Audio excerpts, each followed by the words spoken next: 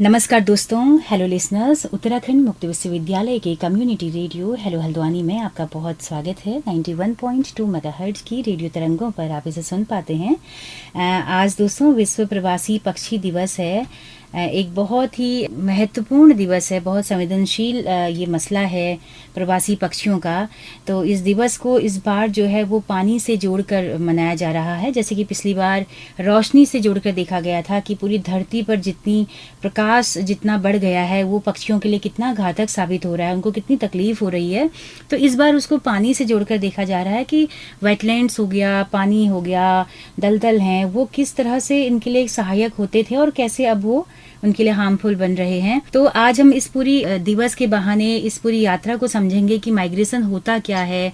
लोगों को तो सुना था माइग्रेशन करते हुए, पलायन करते हुए, लेकिन क्या पक्षी भी माइग्रेट होते हैं, वो किन वजहों से करते हैं, इस पर बहुत विस्तार से जानेंगे। हमारे साथ नैनीताल से फोन इन लाइन में जुड़े हुए हैं विनोद कुमार पांडे जी, जो कि एक इकोलॉजिस्ट हैं, वन विशेषज्ञ भी हैं, फोटोग्राफर हैं और एक बहुत ही जाना माना नाम है उत्तराखंड के बौद्धिक तबके में, सामाजिक तबके में। उनसे जानते हैं, हमने इससे पहले भी जंगलों की आग पर, पर्यावरण दिवस पर उनसे बातें की हैं। बहुत बारीकी से, बहुत अच्छे अंदाज में, बहुत ही अलहदा अंदाज में वो बताते हैं पूरी धरती और प्रकृति और पक्षियों के रिश्तों को। तो सर, बहुत स्वागत है आपका हमारे स्टेशन में, रेडियो स्टेशन में। धन्यवाद सुनीता। आपको तकलीफ हुई, इतना दूर से आपको जोड़ा गया है, उसके लिए हम क्षमा चाहते हैं। लेकिन मुद्दा ऐसा है कि हमें लगता है कि आप बहुत बेहतर तरीके से इस बात को बता सकते हैं। तो ज़्यादा वक्त नहीं लूँगी मैं, बहुत सीधे आपसे शुरू करना चाहती हूँ बातचीत को। तो ये माइग्रेशन तो सुना था सर लोगों का, क्या पक्षी भी माइग्रेशन करते हैं? क्या होता है माइग्रेशन, पहले तो बताएं। दरअसल अगर आप देखेंगे ना तो पक्षियों को एक बहुत बड़ा एडवांटेज है बाकी जो जानवर है उनके मुकाबले। जी। वो क्या है कि जैसे ये कहते हैं कि जैसे जो कुछ छोटे प्राणी होते हैं वो शीत हृदय वाले होते हैं ना, तो पक्षी एक तो गर्म रक्त वाले होते हैं। और गर्म रक्त का मतलब ये है कि अगर वातावरण में कोई ठंडा या गर्म हो रहा है तो थोड़ा बहुत उसको ये एडजस्टमेट कर सकते हैं। मतलब अपने को पर्यावरण के मौसम अगर ठंडा गर्म है तो अनुकूल कर सकते हैं। रक्त वाले कहते हैं वार्म ब्लडेड। दूसरी तरह से जो इनके पास एक पंखों का कवर होता है, तो उसके कारण क्या होता है कि ये ठंडे से, गर्मी से अपने को बचा सकते हैं। और तीसरी जो सबसे बड़ी बात है कि जो उड़ने की क्षमता, जो एक जगह से दूसरे जगह जाने की क्षमता जितनी ज्यादा पक्षियों के पास है उतना दूसरे किसी भी जानवर के पास नहीं। जी बिल्कुल। तो इसलिए पक्षियों में ये जो माइग्रेशन है ये बहुत ज्यादा होता है। हालांकि ऐसा नहीं है कि पक्षी ही करते हो। जैसे कि मैं आपको बताऊं कि हाथियों में बहुत ज्यादा माइग्रेशन होता है। अच्छा। आपके जैसे आप ये समझिए कि जो राजाजी नेशनल पार्क है जो करीब देहरादून के पास पड़ता है, वहाँ के हाथी वहां से होते हुए आपके हरिद्वार नजियाबाद होते हुए, कॉर्बेट पार्क होते हुए, हमारे हल्द्वानी के इधर चोर गलिया से होते हुए नेपाल तक जाते हैं और फिर वापस आते हैं। ओह। लेकिन अब इनकी गति उतनी नहीं होगी। और अब ये तो एक हाथी है, लेकिन पक्षियों में तो सैकड़ों पक्षी ऐसे हैं जो कि दुनिया भर में ये माइग्रेट करते हैं। तो इसके लिए जो अंग्रेजी का शब्द है वो है माइग्रेशन। माइग्रेशन को हिंदी में हम कई बार कहते हैं तो पलायन आता है। पलायन का मतलब वो एक जगह से दूर भाग जाना, जैसे हमारे पहाड़ों में होता है ना कि आपने, कुछ लोग हिंदी में इनको प्रवासी पक्षी कहते हैं। तो यानी कि प्रवास पे आते हैं कुछ टाइम के लिए। तो दोनों ही शब्द अपने आप में कंप्लीट नहीं है, क्योंकि ये कुछ विशेष पक्षियों में, जो मैं शब्दों में जोड़ डाल रहा हूँ, विशेष पक्षियों में, हर एक पक्षी नहीं करेगा, विशेष पक्षियों में विशेष ऋतु में विशेष स्थान को जाना। अच्छा। तीन विशेष मैंने बताया कि एक पर्टिकुलर, एक तो बर्ड होनी चाहिए, जैसे मतलब देखते हैं ना, एक तो सारे पक्षी, मतलब सारे पक्षी प्रवास में नहीं जाते हैं, नहीं जाते, खास पक्षी जाएंगे, विशेष विशेष ऋतु में जाएंगे। अच्छा, जो जा रहे हैं वो भी ऐसा नहीं है कि वो कभी भी चल रहे हैं, एक विशेष ऋतु होगी। अच्छा, ऐसा नहीं होगा कि कहीं को चल रहे हैं, वो एक विशेष स्थान को जाएंगे। क्या बात है। ठीक है।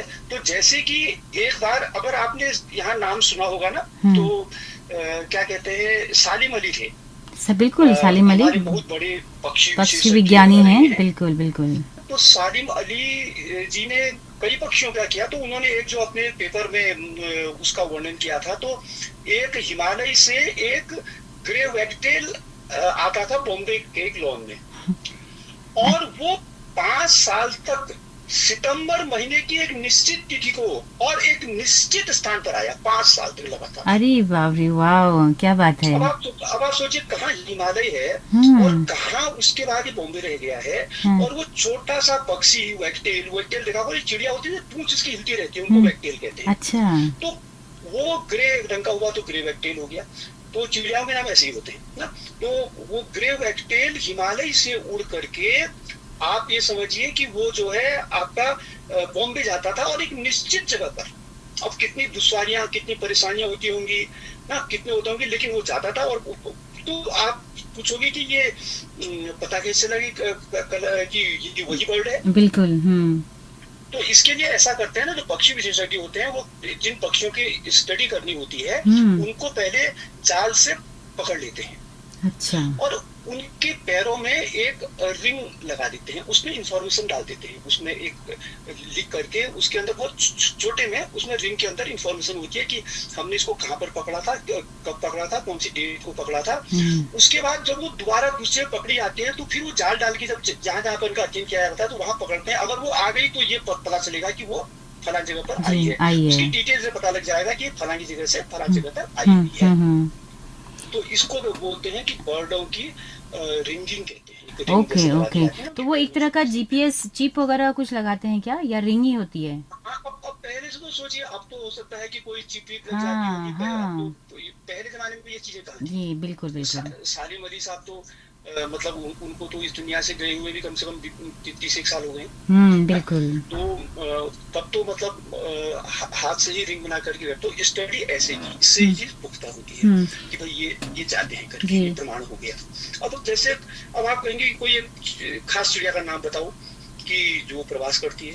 अब मैं इसका सबसे बताऊंगा, अगर आपने पहाड़ों में देखा होगा तो आजकल कई दुकानों में, घरों में एक चिड़िया घोंसला बना देती है दुकान के ऊपर, कभी देखना। बिल्कुल। गौद चढ़ को नहीं होता क्या ऐसा कुछ? गोत्याई।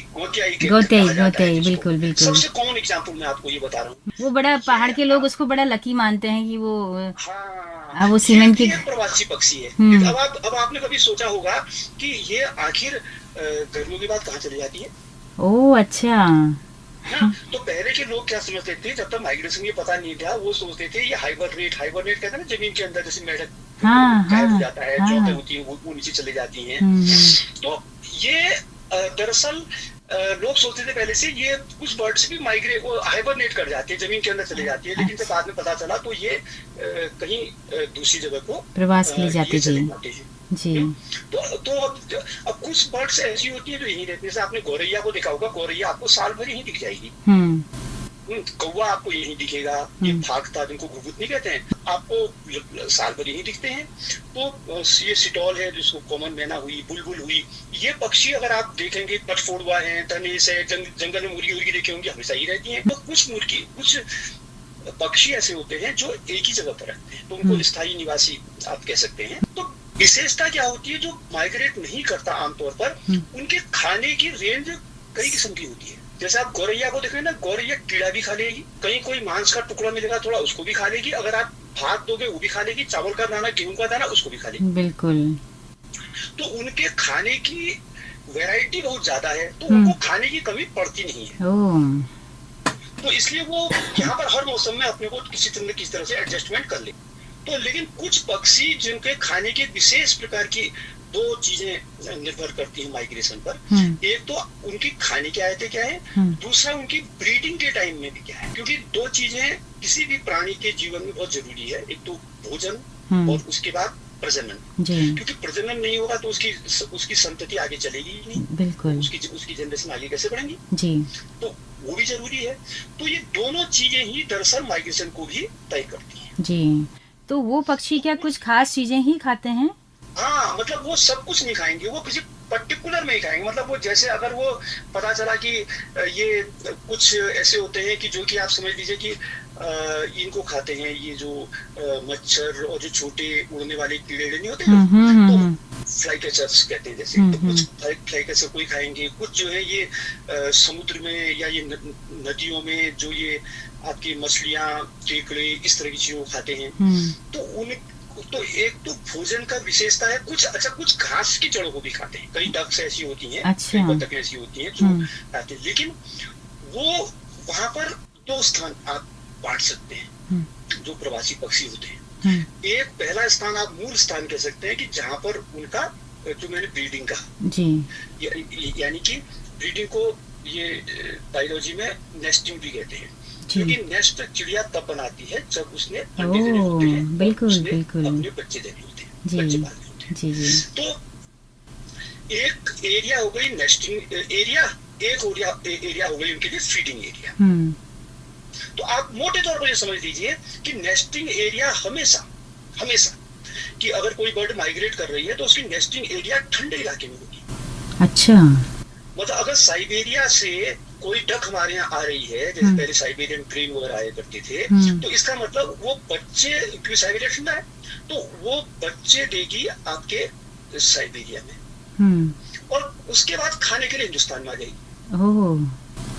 ठीक, तो अब उसमें क्या होता है कि ये जो आपके ठंडे इलाके में वो प्रजनन करना इसलिए चाहते हैं क्योंकि जहाँ ठंडा इलाका होगा वहाँ भीड़ भाड़ कम होगी ना, वहाँ कम पक्षी कम जानवर रहेंगे उस दौरान, बिल्कुल बिल्कुल, तो इनको डिस्टरबेंस नहीं होता, क्योंकि जिस जहाँ पर पक्षी अपना अंडे देंगे, प्रजनन करेंगे, वहां पर इनके कई इनको खाने वाले भी तो होते हैं, कई आप देखा जैसे कई कौवे चिड़ियाओं के बच्चों को खा देते हैं, चिड़िया के अंडे को खा देते हैं, तो आखिर इनके भी कई भक्षक हैं ना। तो जो ठंडा इलाका होगा तो वहाँ इस तरह के खतरे थोड़ा सा कम होंगे।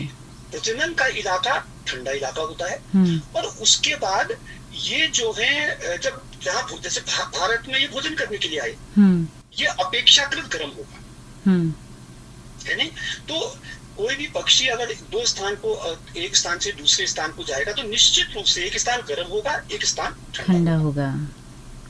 ठंडा वाला स्थान में उसका प्रजनन होगा, गर्म वाले स्थान में वो भोजन करने के लिए आता है। ठीक, तो अब उस पर फिर एक बात नहीं तो आखिर उनके जो चलने का पैटर्न भी है वो सब कुछ राष्ट्रीय है इसमें अभी तक। तो अभी तक इसके कोई निश्चित उत्तर किसी के पास नहीं है। अब जैसे मैं इनके प्रवृत्ति बताऊं, जब ब्रीडिंग को जाते हैं तो सबसे पहले जिस इलाके से ये बर्ड्स, कोई पर्टिकुलर बर्ड उड़ेगी, तो उसके जो वयस्क नर हैं वो सबसे आगे जाते हैं। अच्छा, वो जाएंगे, उसके बाद जो मादा होगी वो उसके बाद जाएगी। अच्छा, तो यहाँ भी मतलब मेल डोमिनेंट है क्या यहाँ भी? हाँ, यहाँ पर अभी तो मेल डोमिनेंट है। अभी तुम्हें दूसरी बात पता चलेगी। जी जी जी। उसके बाद क्या होते हैं कि जब वो, क्योंकि अब उन्होंने यहाँ बच्चे थे, अब बच्चे बड़े हो गए, बच्चे से वयस्क हो गए, तो जो बच्चे कुछ भी होंगे, अगर छोटे बच्चे भी हैं तो लास्ट में आएंगे, उनके पीछे पीछे आएंगे। अच्छा, ठीक। लेकिन अब वो जहाँ फीडिंग करते हैं, जहाँ की खाना खाते हैं, वहां पर जब वो पूरा हो जाता है तो उनको जब इस बात की फीलिंग हो जाती है कि अब हमें यहाँ से जाना है, तो वहां पर लीड बच्चे करते हैं। अच्छा, और उसके बाद नर और फिर मादा। ओके। अब तुम ये सोचो, अब मुझे एक बात बताओ कि इस बात का उत्तर आज तक नहीं मिला है, जो बच्चे पैदा हुए थे ब्रीडिंग ग्राउंड में, मतलब जिन्होंने अभी दुनिया में कुछ देखा ही नहीं है, वो अपने फीडिंग ग्राउंड के लिए उनको रास्ता किसने बताया? किसने नहीं बताया। लेकिन उन्होंने फीडिंग करने कहाँ जाना है वो लीड करते हैं इनको। तो ये रहस्य है। अच्छा, दूसरी बात रहस्य आती है, या फिर जैसे एक पहाड़ी मुझे कहावत याद आ रही है कि कहते हैं ना कि अगर रास्ता बहुत लंबा हो तो बच्चों को आगे से लगाओ, बोलते थे कि रास्ता छोटा हो जाएगा, है ना? अब ये होता है कि यहाँ के लोगों ने उनसे सीखा या उन्होंने हमारे लोगों से सीखा। सही बात है जी। तो लेकिन ऐसा है, फैक्ट है। अच्छा, अब इसी में ऐसा होता, ऐसा नहीं होता कि सारी बर्ड्स जो माइग्रेट कर रही हैं लंबी दूरियां कर रही हैं। कुछ बर्ड्स ऐसी करती हैं जो 150 किलोमीटर भी करती हैं, जैसे हमारे पहाड़ों से भाबर की साइड को कई करती हैं ना, और गर्मियों में आपकी भाबर से ऊपर को भी आ जाती हैं। और इसी तरह से जो मैंने बताया, जो आर्कटिक टर्न वगैरह है, 1700 किलोमीटर से 2200 किलोमीटर की दूरी तक जाती है। और जैसे हमारे यहाँ पर ये हिमालय से अब आजकल अब उनकी ऊपर आने लग गई है, वो फिंच करके एक आती है, बड़ी खूबसूरत चिड़िया है।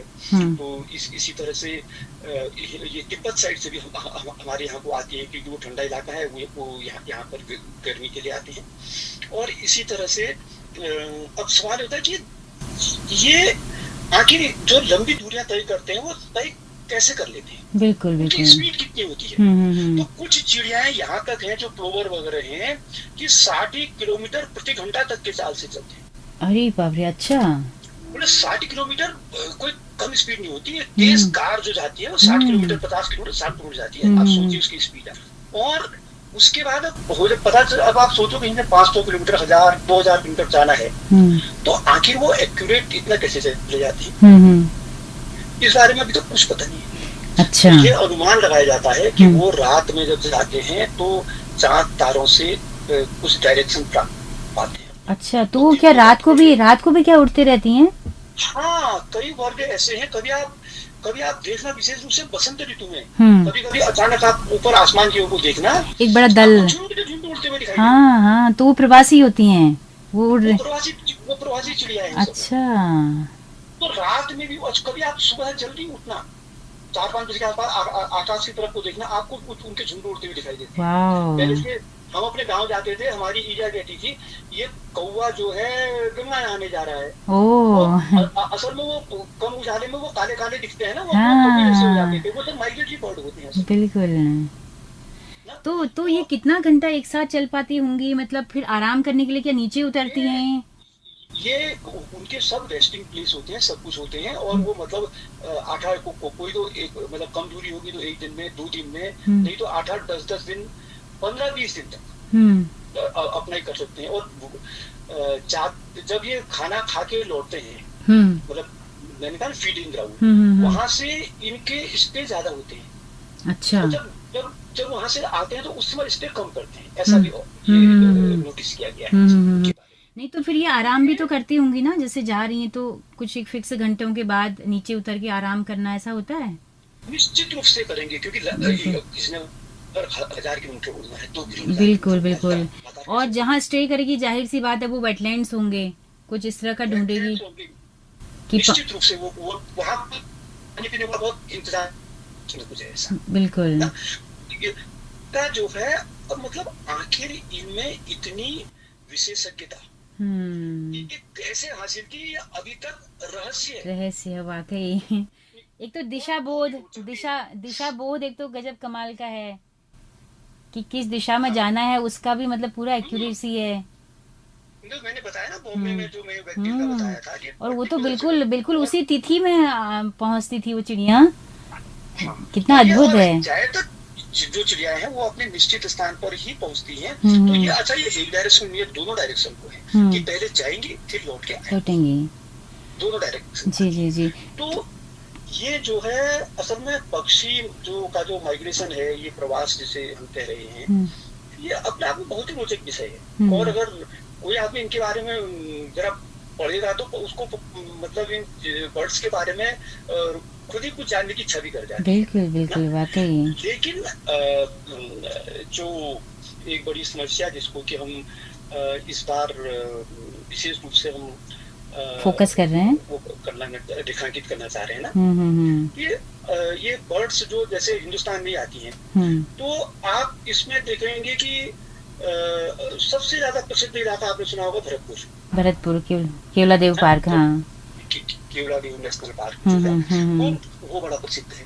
लेकिन दरअसल केवलादेव नेशनल पार्क जैसे ही हमारे हिंदुस्तान में सैकड़ों जगह है। तो जैसे अगर आप तराई की साइड को कहीं जाओगे ना, तो जैसे कहीं पर डैम है, जैसे हरिपुरा जलाशय है, तुमरिया डैम है ना, बिल्कुल जलाशय है, सब में आती है। देहरादून में आसन बैराज था, वहाँ पे बहुत आती थी। आसन में आती हैं बिल्कुल। तो इस तरह से तराई में कई जगहों पर पानी जमा हुआ होता है।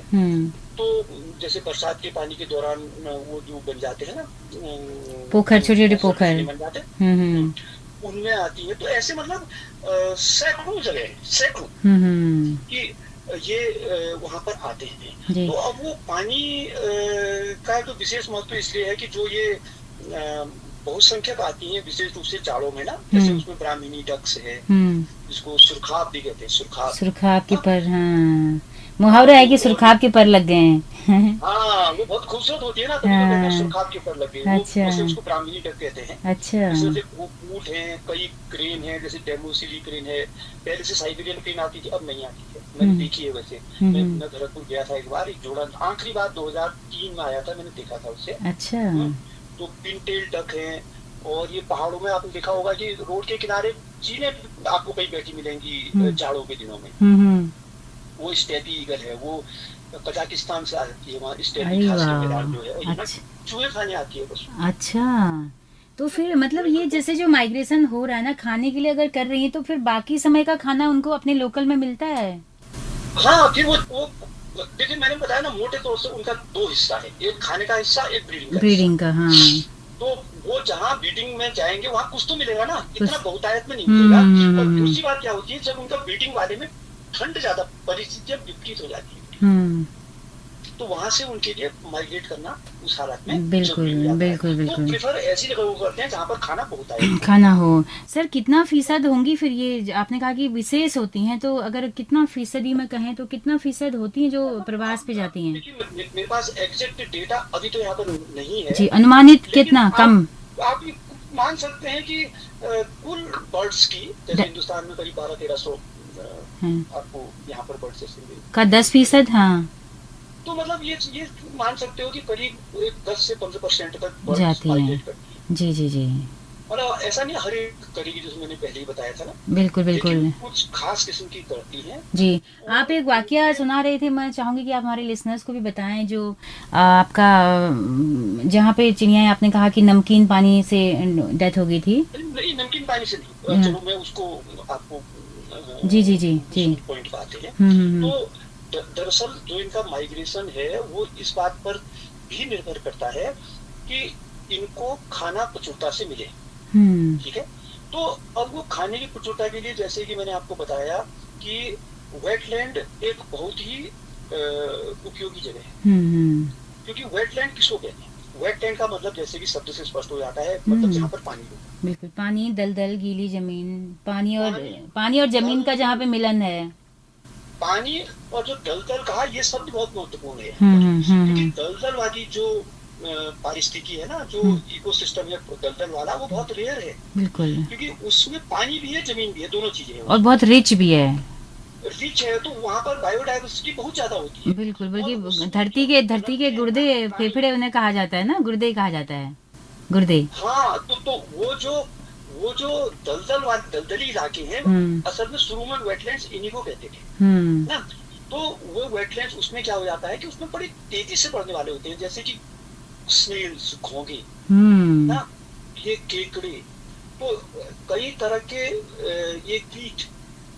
बिल्कुल तो बिल्कुल। उनकी संख्या बड़ी तेजी से बढ़ती है और बहुत तादाद में बढ़ती है। तो वहां पर हम्म। खाना प्रचुरता से रहता हम्म। है, और कई तरह की उसके आसपास, जहां पर वो दलदल सा सूख जाता है, कई किस्म की बड़ी पौष्टिक घासें भी उग जाती हैं, क्योंकि उनको नमी पानी स्रोत से मिलता है। बिल्कुल बिल्कुल। तो ये जो वेटलैंड्स हैं, इन वेटलैंड्स में दरअसल खाने की प्राकृतिक रूप से प्रचुरता रहती है, एक बात।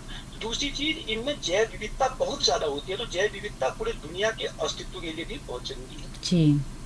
क्योंकि जैव विविधता का मतलब है कि प्राणियों की विभिन्न श्रेणी के जो प्राणी होते हैं, क्योंकि किसका पता नहीं नेचर में क्या काम है, आज तक ठीक से पता है नहीं। तो इसलिए जितने ज्यादा प्राणी होंगे उतने किस्म के काम होते रहेंगे, तो जितनी ज्यादा जैव विविधता होती है उतना हमारा पारिस्थितिकी तंत्र उतना स्थिर होता है। बिल्कुल बिल्कुल। तो इसका मैं एक ये बताना चाहूंगा कि दरअसल ये आपका ये जयपुर के नजदीक एक वो है आपका वेटलैंड कह सकते हैं आप उसको, साबर लेक। तो साबर लेक में मतलब वैसे नमक निकलता है, लेकिन उसके आसपास के इलाके काफी वेटलैंड है, मतलब जहाँ पर कि दलदल और ये पानी वाला इलाका काफी और है उसके बाद। बिल्कुल। तो वहां पर ये, बल्कि रिपोर्ट जो हुआ था वो एग्जैक्ट डेट है 10 नवंबर 2019 को। अच्छा। तो उसमें कई लोगों ने देखा कि वहां पर सैकड़ों या हजारों की संख्या में प्रवासी पक्षी मरे पड़े। तो अब पहले तो समझ में किसी मार दिए, क्या किए। तो उसके बाद जो उसमें मुख्य रूप से थे, जो ये मैंने बताया सुरखाब थे उसमें, प्लोवर्स थे, कॉमन कूट थी, ब्लैक विंग्ड स्किल्ट करके थी, सोबलर्स थे, पाइड एवोसेट जिनके नाम है, डेमोसिली क्रेन थी, टफ्टेड डक, मतलब ये सारे के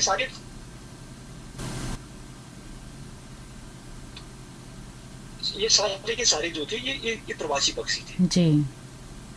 तो उसके बाद ये पता चला वहां पर दरअसल किसी गंदगी के कारण वहां पर कुछ बैक्टीरिया पैदा हो गए।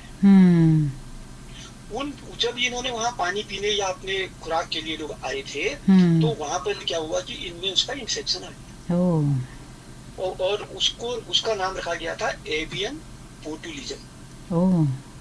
एवियन माने पक्षी होता है, मतलब बोटुलिज्म जो एक खास प्रकार के बैक्टीरिया से बीमारी होती है उसको बोटुलिज्म कहते हैं। अच्छा। तो उसमें क्या होता है गर्दन लटक जाती है और ढल हो जाते हैं। अच्छा। तो फिर उसके बाद ये धीरे धीरे इन्होंने खाना पीना बंद किया और ये वहीं पर लुढ़क गए। जब ये लुढ़क गए तो इनके पूरे शरीर में वो बैक्टीरिया फैल गया। अच्छा। तो इनके शरीर में वो बैक्टीरिया फैला, उसके बाद वो जो बड़ी वाली मक्खी नहीं होती है, मैकट कहते हैं उसको, तो उसमें वो जब कहीं कोई चीज सड़ पक जाती है वो बड़ी बड़ी मक्खियां नहीं लग जाती हैं। बिल्कुल। वो मक्खियां इनके शरीर को खाने के लिए आई, वो मक्खियां भी उनसे हो गई संक्रमित। तो उससे क्या हुआ कि जिन्होंने उन मक्खियों को खाया या जिन्होंने इन बर्ड्स को खाया, जिन और बर्ड्स ने, वो सारे के सारे संक्रमित हो गए। अरे बाप रे। तो कुल मिला के लोग तो यहाँ तक अनुमान लगाते हैं कि कम से कम 18,000 से 24,000 तक प्रवासी पक्षी वहां पर नष्ट हो गए।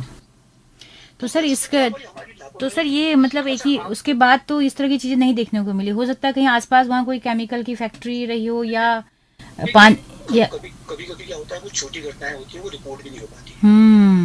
ये तो बड़ी घटना थी तो रिपोर्ट हो गई। बिल्कुल। अगर कोई घटना रिपोर्ट नहीं भी हो रही है फिर भी हम ये मान सकते हैं कि मतलब कुछ नहीं हो रहा है, क्योंकि आमतौर पर हमारे यहाँ आप देखिए, जो आपने केमिकल फैक्ट्री वाली बात कही अभी, कई तरह के प्रदूषण अपनी नदियों में हम डालते हैं।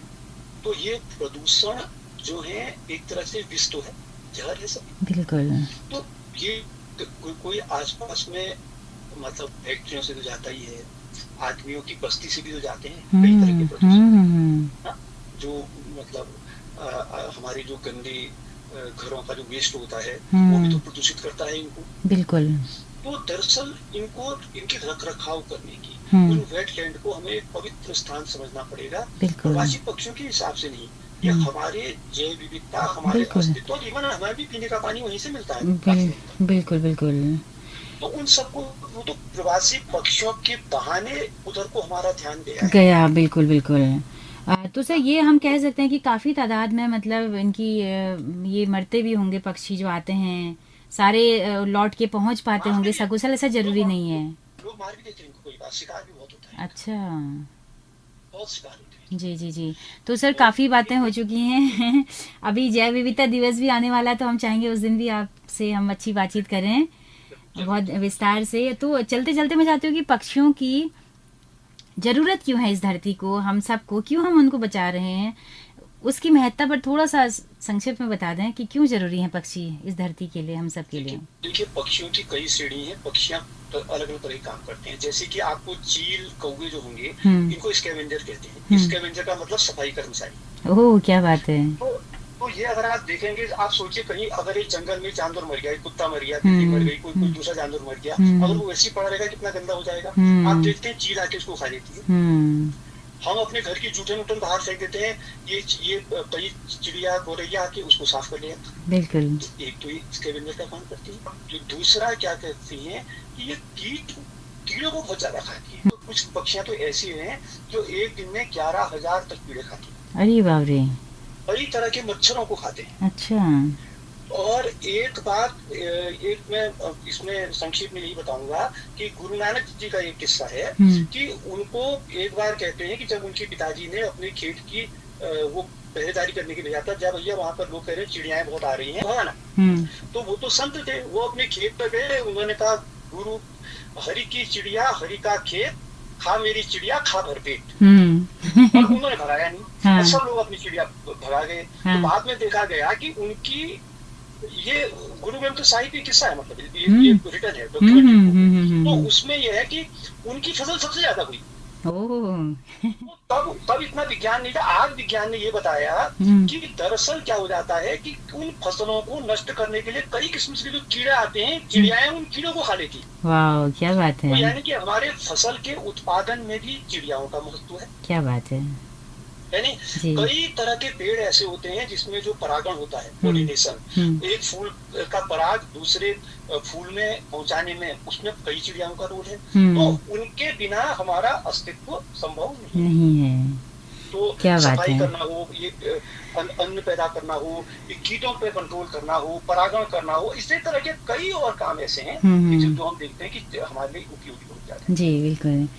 तो बहुत शुक्रिया सर, इतना इतना इतना सुंदर बातचीत के लिए, और बहुत ही अच्छी बातचीत रही, और उम्मीद करते हैं कि जल्दी ही फिर दूसरे एपिसोड पर बात हो पाएगी।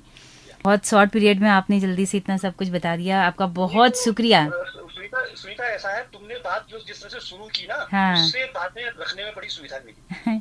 बहुत शुक्रिया, फिर आपका बहुत शुक्रिया। अभी जैव विविधता दिवस पर हम मिलते हैं आपसे जल्दी ही।